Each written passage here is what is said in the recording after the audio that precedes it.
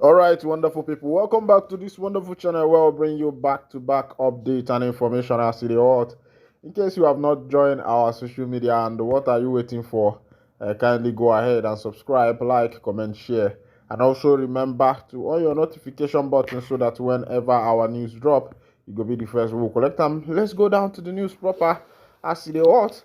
Police opposes IPOB's day lockdown. Let's go down to that information. Remember that the members of the indigenous people of Biafra has, set out May 30th of every year to celebrate the fallen heroes of the Biafra war that took place between 1967 to 1970 that took a lot of the lives of Biafrans. Some died through war and some lost their life through Kwashiorkor. Because during that season, there were barricades that barred importation of food services into the Biafraland, of which you know that is not how war was supposed to be fought. Even though the international community was supposed to look into some of these things, even recently, Gowon has made a lot of confessions as regards that Biafra war, but Ndibo has not been apologized to. There has not been any compensation and all that. Now, these people call Ndibo the Biafrans have decided to, set out May 30th for their brothers, for their fathers, for their sisters, for their children that lost their life between that 1967 to 1970 Biafra civil war. But as it is, you can see that things are becoming difficult. As it is, police has stood up to oppose that particular day sit at home. Let's go down to that information. The Anambra State Police Command has said that it would protect residents going about their normal businesses without any fear of humiliation on May 30th, 2025, a day the indigenous people of Biafra, IPOB, has declared a sit at home. IPOB had declared that day a public holiday and sit at home across the southeast in honor of Biafran heroines who died during the 1967 to 1970 Civil War. The pro-Biafra group said all forms of movement by road, air, and sea would be banned from 6 a.m. to 6 p.m. on that day, warning that no human activities would be allowed within what is described as Biafra territory. But in a swift reaction, the spokesman for the State Police Command, SP Tochukwu Ikenga, promised residents that the police would protect those going about their normal businesses. We are not aware of the lockdown.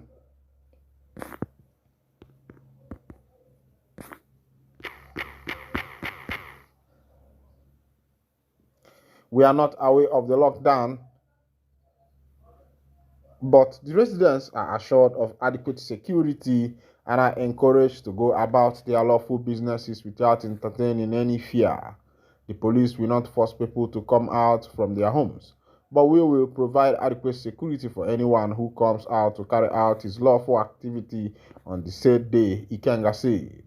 In a statement issued on Monday, IPOB spokesperson Ima Powerful said the group will hold memorial lectures throughout the month in Nigeria and abroad to honor the fallen.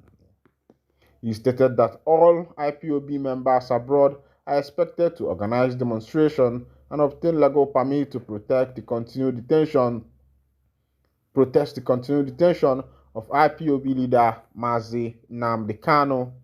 According to him, the May 30th observance will be marked by the complete shutdown of schools, markets, churches, mosques, and public gatherings, adding that the day is reserved for families to reflect on the events and losses of the 1967 to 1970 Biafra War. Powerful said the IPOB family and movement informed Biafran supporters of Biafra and freedom advocates that May 30th, 2025 is designed a public holiday and lockdown across the southeast in honor of Biafran heroes and heroines who made the ultimate sacrifice for our existence. The holiday is an annual Memorial Day anticipation began on May 1st with broadcasts from Radio Biafra and increased media awareness. IPOB will hold memorial lectures at home and abroad leading up to Biafra Memorial Day on May 30th.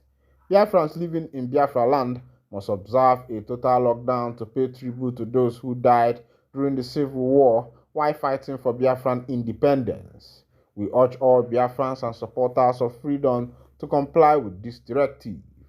There will be no school, no community meeting, no religious service, no market, no public event. Families are encouraged to stay indoors, reflect on the genocide committed against Biafrans from 1967 to 1970, and consider the ongoing marginalization of Ndigbo in Nigeria. Powerful also said that IPOB had notified the West African Examination Council to adjust the May-June senior secondary school examination school schedule in Southeast to accommodate the sit-at-home order. Messages have also been sent to state governors in the Southeast and South-South regions, informing them of the group's intention to enforce the sit-at-home in honor of its heroes. He added that Biafrans in diaspora should hold town hall meetings or public demonstrations to show solidarity and demand the restoration of Biafra. IPOB and Ndigbo globally will pay tribute to fallen heroes.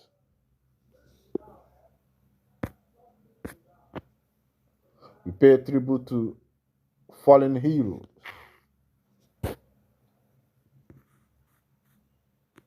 including our eternal leader, Dim Chukwuemeka Odumegwu Ojukwu, General Philip Effion, Dr. Frank Opigo, Commander Ikonso, and many others who stood against the genocide and destruction of our people by Nigerian and British forces and their allies, the statement said. According to Powerful, only emergency and essential service providers such as ambulance operators, doctors, nurses, firefighters, journalists, and members of NUPEN will be exempted from the restriction. We advise everyone to remain indoors on May 30th to avoid confrontation or stray bullets from security operatives. All transporters must stay off the road, he warned. All right, this is coming from Mazi Emma Powerful, the spokesperson of the indigenous people of Biafra, concerning the upcoming sit-at-home that will be held in Igbo land, in all over Biafra, in a bid to remember the fallen heroes who lost their life during the 1967 to 1970 Biafra Civil War.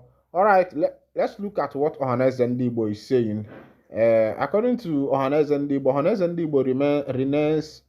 renames Biafra Remembrance Day. Let's go back to that information. The Apex Igbo Social Cultural Organization, Ohaneze Ndigbo, has declared that May 30th, previously commemorated as Biafra Remembrance Day, shall henceforth be observed as Igbo Heroes Day. According to the Igbo Social Cultural Organization, the remaining embodies Igbo's commitment to honoring the indelible legacy of those brave men and women who laid down their lives during the Biafra conflict for the sake of their people's dignity and future. Ohaneze Ndigbo made this known in a statement signed by its Deputy President Mazi Okechukwu Isiguzoro on Thursday, while advocating that the celebration of Igbo Heroes Day be voluntary in nature. Isiguzoro also urged that there be no imposition of a sit-at-home directive during this period, as it could unwarrantedly affect the education and livelihoods of their children writing WAEC in the region. Ohaneze also appealed to all Biafra agitators to act with prudence and refrain from activities that may inadvertently play into the hands of adversaries. According to Isiguzoro, historical evidence has demonstrated that previous May 30th observance marked by violence and unrest have intentionally misinterpreted the aspiration of Igbo people, branding them as aggressors rather than honoring their legacy of resilience and peace. Renaming Biafra Remembrance Day to Igbo Heroes Day is not merely a symbolic gesture, it is a proactive measure designed to facilitate a safer environment for all, he said.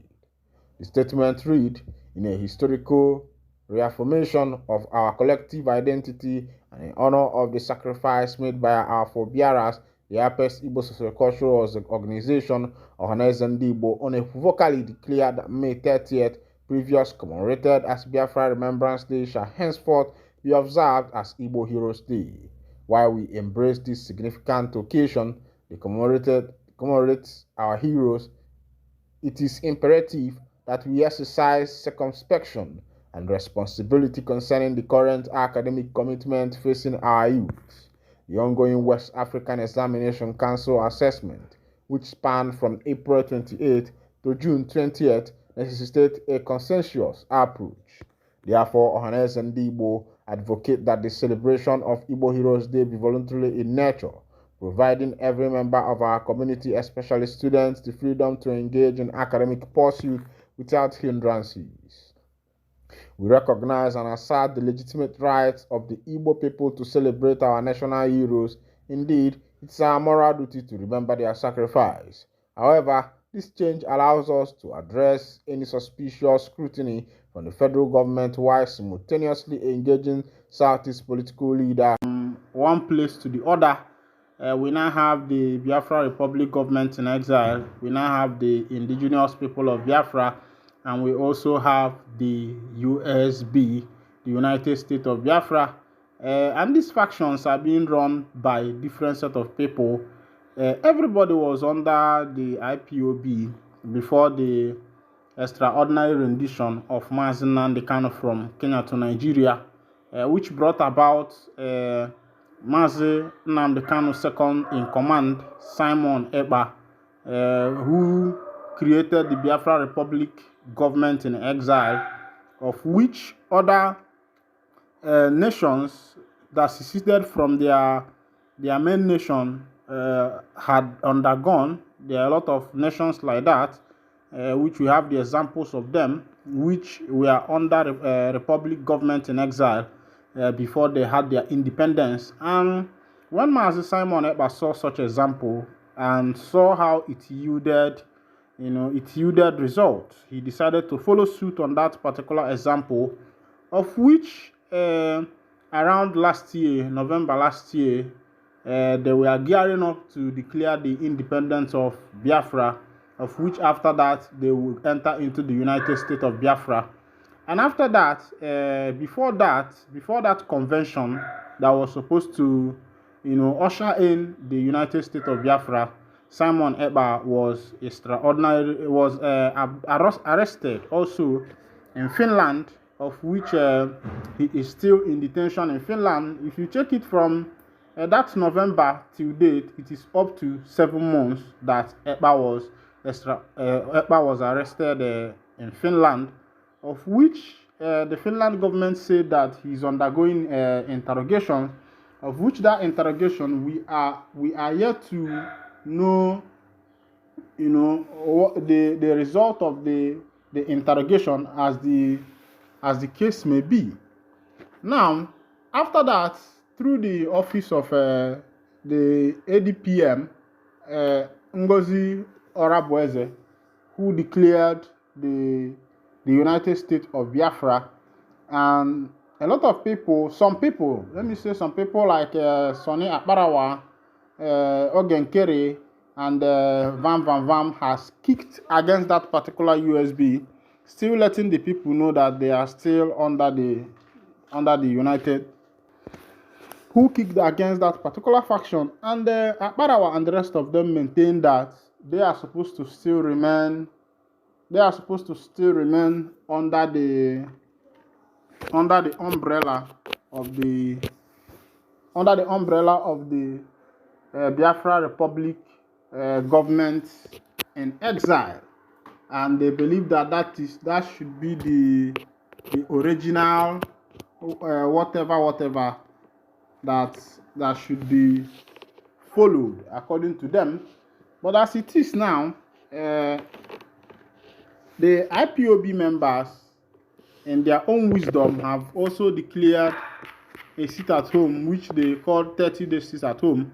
But before that, let me bring you this particular information and the grievances of the IPOB members. Just pay attention. IPOB activists are routinely targeted with swift and forceful action, CSO accuses security agencies.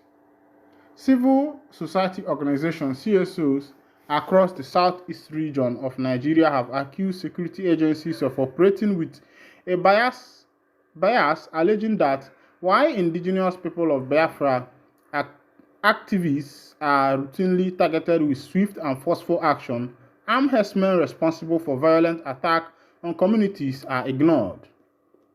In a joint statement, the CSOs.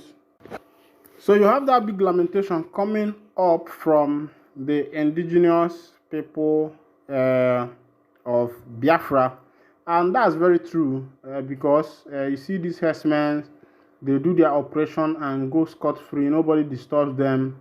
The government, I have not seen the government talk about these people, and somehow it seems as if the government of the day is so much afraid of talking about this particular set of people, or maybe they are gaining something from them. That's why a lot of people feel that this is a politically injected matter into the society. Because if not, why would the government not come up with a means of eradicating these herdsmen, a means of putting them to where they belong? All right, another accusation has been leveled on Mazi Nnamdi Kanu that Mazi Nnamdi Kanu is behind the EndSARS killings. IPOB read a response in new video. A lot of people have accused Mazi Nnamdi Kanu of being behind the EndSARS protest. And if actually, okay, let's agree that Kanu is behind the EndSARS process. Remember that the EndSARS was all over Nigeria. Everybody protested in Nigeria, both in Abuja, both in Lagos State, both in okay, let me use the south geopolitical zone, the southeast geopolitical zone, the southwest geopolitical zone, the north geopolitical zone. Everybody there, the protests went all over the 36 states of Nigeria, including the Federal Capital Territory. And you know, Nigerians and their law system are shooting themselves on the leg. And they are also letting people to know that Mazi Nnamdi Kanu has that power, that willpower. He exercises that authority over the whole Nigeria. And if that is so, Kanu should be the president of Nigeria because he has that power to influence every single citizen in Nigeria. The protest was not just done by the youth, it was done by both Dick, Tom, and Harry, as far as Nigeria is concerned. And these people are saying that Kanu was actually the one that influenced the EndSARS protest. What was the EndSARS protest about? It was about justice, fairness, ending police brutality. And that particular protest was what brought about the EndSARS. Actually, the name, that acronym, SARS, was actually ended. Even though they are operating now in a new uniform called SWAT and Operation this and Operation that. But that particular acronym, SARS, was actually ended. And that is to show you that Mazi Nnamdi Kanu exercised a bigger authority. No president, as far as Nigeria is concerned, has been able to exercise such authority. No president, as far as this nation is concerned, has been able to exercise the kind of authority that Mazi Nnamdi Kanu exercised. And you should know that these politicians are shooting themselves on the leg. They are just, letting us to know that Tinubu does not have any power. That even Buhari, I think the EndSARS protest was during the time of Buhari, that Buhari does not even have any power, that the power resides with Mazi Nnamdi Kanu. And that is why when we are calling him Hamadike one of Ndigbo, and whatever name that is allocated to him, he merits it. Alright, as the B, let's still go back to the information. In Ebonyi State, ex-warlords in Ebonyi State embraces peace. Move through monitoring the repentant warlords during their graduation. Former fighters surrender arms, get amnesty training, empowerment from government in Abakaliki. They were recently granted amnesty by Ebonyi State Governor Francis Nwifulu following a crisis between their community in Ebonyi and a neighboring community in Cross River State. The 51 repentant fighters who were tagged vigilantes by the state government and security agencies, which granted them the amnesty as well as trained and empowered them with 2 million each, were arrested, prosecuted, and detained in prison for years during the escalation of the crisis between the Egbo people of Biasi local government area of Cross River State and a Ekoli Eda community in Eda local government area of Ebonyi State. But the repentant warriors said after risking their lives for the community, they are being rewarded with threats, petitions, allegations, and all forms of intimidation by some members of the community, especially those that sabotaged their efforts when they were defending the community. There was tension in the community recently at a Thanksgiving program organized by the former fighters when suspected political thugs stormed the Egbebu playground venue of the event to disperse those that had come for the program. Suspected political thugs dismantled canopies mounted for the program. They also threw away plastic chairs and spoiled decoration of the event. All right, my point is on the 2 million each that we are giving to these people. It should come to your notice that the government of Nigeria has not one day, or any state government has not one day appreciated academic excellence or appreciated citizens who are making sure that the country is in peace. But over time and time without number, the government has so much appreciated insecurity, appreciated those who are in the issue of terrorism.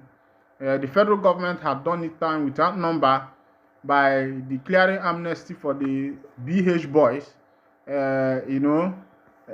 reinfusing them into the community, and some of them were even assimilated into the army and other security forces, and so we are giving money to start life afresh. Does it mean that what pays now is insecurity? Alright, this is where I'll be winding down the curtain, and if this is your first time of joining us, kindly go ahead and subscribe, like, comment, share, and also remember to on your notification button so that whenever our news drop, you will be the first to collect it. Thank you for listening. God bless you.